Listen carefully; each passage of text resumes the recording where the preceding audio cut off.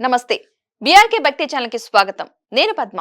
ఇక ఈ రోజు మనతో పాటు స్టూడియోలో ఉన్నారు ప్రముఖ ఆస్ట్రో న్యూమరాలజిస్ట్ శ్రీమతి జయప్రద గారు. వారిని అడిగి ఈ విశ్వావసు నామ సంవత్సరంలో ఎవరెవరికి ఎలా ఉండబోతుంది, ఈ సంవత్సరంలో ఏం చేస్తే ఎలాంటి ఫలితాలు ఉండబోతున్నాయి అలాంటి విషయాలు తెలుసుకునే ప్రయత్నం చేద్దాం.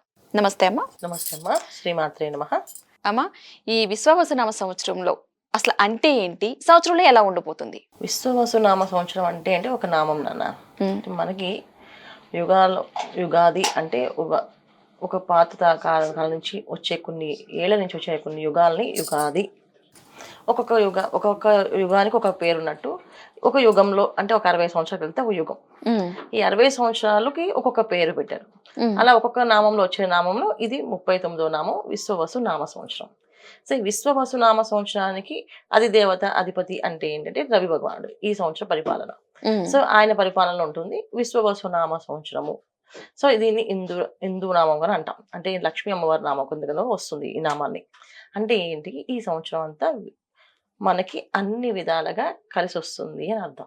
అమ్మ, ఈ సంవత్సరం వృశ్చిక రాశి వారికి ఏ విధంగా ఉండిపోతుంది? అసలు వృశ్చిక రాశిలో ఏ ఏ నక్షత్రాలు ఉంటాయి, వీళ్ళకి ఆదాయాలు ఏ విధంగా ఉన్నాయి, ఎవరెవరికి లాభం ఎవరెవరికి నష్టం, ఎలాంటి పరిహారాలు? సో వృశ్చిక రాశి వాళ్ళకి ఈ సంవత్సరం ఆదాయం 2, వ్యయం 14, ఉమ్, రాజ్యపూజ్యం 5, అవమానం 2. అయితే నక్షత్రాలు వచ్చేసరికి విశాఖ 4వ పాదం వాళ్ళు, అనురాధ 1, 2, 3, 4 పాదాల వాళ్ళు, జ్యేష్ఠ 1, 2, 3, 4 పాదాల వాళ్ళు వృశ్చిక రాశి వాళ్ళు వస్తారు.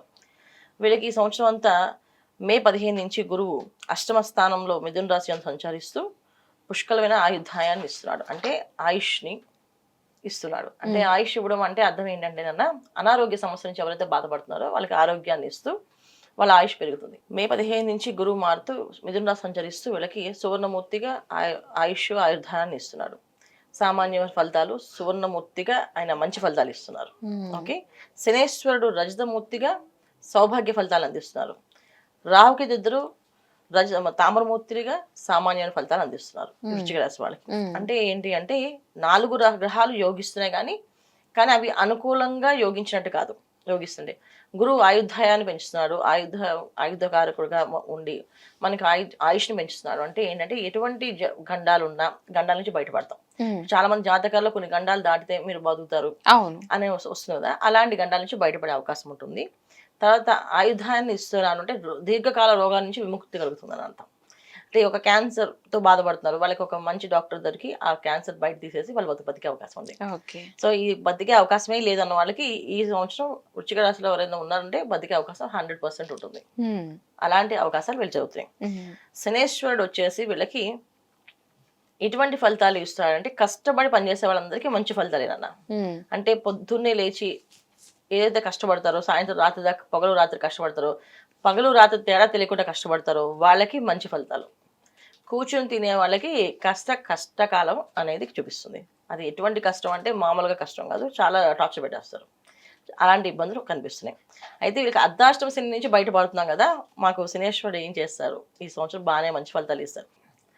ఎవరైతే సోమర్తనంతో ఉన్న వాళ్ళకి, ఎక్కువగా వాదించే వాళ్ళకి, వాదనలు గొడవలు పెట్టుకునే వాళ్ళకి ఆయన నెగిటివ్ ఫలితాలు ఇస్తారు. ఆయన అర్ధాష్టమ శనిలా ఉన్నప్పటికీ లేనప్పటికీ కూడా ఆయన అటువంటి ఫలితాలు అందిస్తుంటారు. ఎక్కువగా ఈ సంవత్సరం ఏంటంటే వృశ్చిక రాశి వాళ్ళు చేసుకోవాల్సిన జాగ్రత్తలు తీసుకోవాల్సింది ఏంటంటే వాదించకూడదు, ఎవరితోటి వాదనలు పెట్టుకోకూడదు, గొడవ పెట్టుకోకూడదు. వాళ్ళు ఒకవేళ చెప్పేది రాంగే అని తెలుసు మనకి, అయినప్పటికీ వదిలేయాలి. సరే బాబు నువ్వే కరెక్ట్ అని చెప్పి వచ్చేయాలి. అలా రావడం వల్ల వీళ్ళకి ఉత్తమమైన మేలు జరుగుతుంది.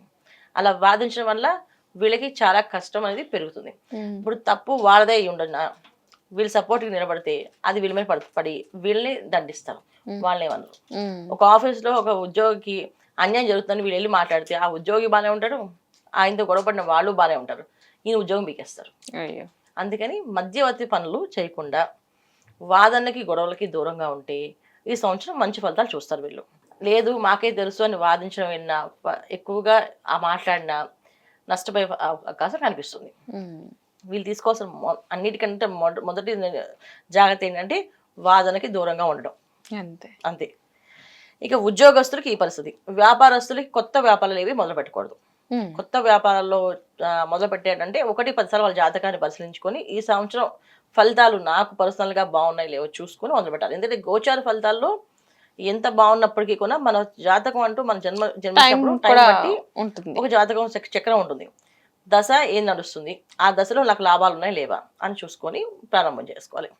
ఇక మామూలుగా వ్యాపారాలు చేసుకునే వాళ్ళందరికీ కొంచెం కొంతవరకు మంచిది, కొంతవరకు నష్టం జరిగే అవకాశం ఉంది. ఎవరికి ముఖ్యంగా నష్టం జరిగేదంటే ఆయిల్ బిజినెస్ చేసే వాళ్ళకి కాస్త నష్టం కనిపిస్తుంది. ఆహార పదార్థాల మీద వ్యాపారాలు చేసే వాళ్ళకి లాభాలు కనిపిస్తున్నాయి. సో అటు వాళ్ళకి ఎటువంటి నష్టాలు లేవు, బాగున్నాయి. విద్యార్థులు మాత్రం చాలా కష్టపడి చదివితే మంచి ఫలితాలు కనిపిస్తున్నాయి. కష్టపడకుండా వీళ్ళకి మాత్రం ఫలితం అనేది శూన్యమే కనిపిస్తుంది. కష్టపడితే ఫలితం అదృష్టంగా వరంగా మారుతుంది. విదేశాల్లో ఉండేవాళ్ళు, విదేశాల్లో ఉద్యోగ ప్రయత్నాలు చేసేవాళ్ళు, విదేశాల్లో వివాహ ప్రయత్నాలు చేసే వాళ్ళకి మంచి ఫలితాలు కనిపిస్తున్నాయి. వాళ్ళకి వివాహాలు అవ్వడము, మంచి ఉద్యోగాల్లో సెటిల్ అవ్వడము, ఒక ఇల్లు కొనుక్కోవాలనుకుంటున్నాం అంటే ఆ ఇల్లు కొనుక్కోవడం, వాహనం కొనుక్కోవాలంటే వాహనం కొనుక్కోవడం, ఇవన్నీ కూడా విదేశాల వాళ్ళకి చాలా అనుకూలంగా బ్రహ్మాండంగా యోగిస్తుంది. ఇక్కడ ఉన్న వాళ్ళకి స్థలం కొనాలన్నా ఇల్లు కొనాలన్నా 1-10 సార్లు ఆలోచించి కొనుక్కోవాలి. ఇక్కడ ఏంటంటే అన్ని జరిగిపోతున్నట్టుగా అనిపిస్తే ఓసారి మోసపోయే అవకాశం ఉంది, ఇబ్బంది పడే అవకాశం కూడా ఉంది. సో జాగ్రత్త పడి తీసుకోండి, మంచి ఫలితాలు ఉన్నాయి. అయితే ఈ సంవత్సరం అంతా వీళ్ళు ఎక్కువగా మౌనంగా ఉండడము, ఎక్కువగా మాట్లాడకుండా తక్కువ మాట్లాడి పనిచేయడము చేస్తుంటే మంచి ఫలితాలు. 1-10 సార్లు ఎక్కువగా మాట్లాడడం వల్ల నష్టపోయే అవకాశం ఉంది కనుక మౌనంగా ఉండలేరు కనుక వీళ్ళు జనరల్గా ఏం చేయాలంటే ఒక మంత్రాన్ని నామాన్ని కంటిన్యూ చేసుకోవడం, కాముకు వచ్చిన ఆ మంత్రాన్ని లోపలి చేస్తూ ఉండాలి. ఎక్కువగా ఈ సంవత్సరం అంతా వీళ్ళు చేయాల్సిందంటే నమ శివాయ సాంబాయ నమః అనే మంత్రాన్ని చేస్తూ ఉంటాం. ప్రతి సోమవారం శివాలయానికి వెళ్ళి అభిషేకం చేయించుకోవడం స్వామివారికి. కుదిరితే ఇంట్లో రుద్రాభిషేకం చేయించడం, కుదిరితే ఇంట్లో మన్యసూత పారాయణతో అభిషేకం చేయించడం, ఇలా చేయించుకుంటూ ఉంటే మంచి ఫలితాలు కనిపిస్తున్నాయి.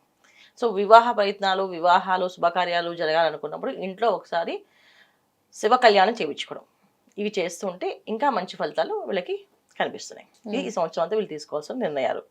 అయితే వీళ్ళు తీసుకోవాల్సిన జాగ్రత్తలు, ఆహార నియమాలు ఏంటంటే శనివారం ఆదివారం శాకాహారాన్ని భుజించాలి ఖచ్చితంగా. శనివారం ఆదివారం శాకాహారాన్ని భుజించాలి, అది సాత్వికమైన ఆహారాన్ని భుజించాలి. ఎటువంటి విందులు వినోదాలకు రాత్రిపూట జరిగే కార్యక్రమాలకి పాల్గొని అక్కడ ఎటువంటి అసూచ పనులు చేయకూడదు.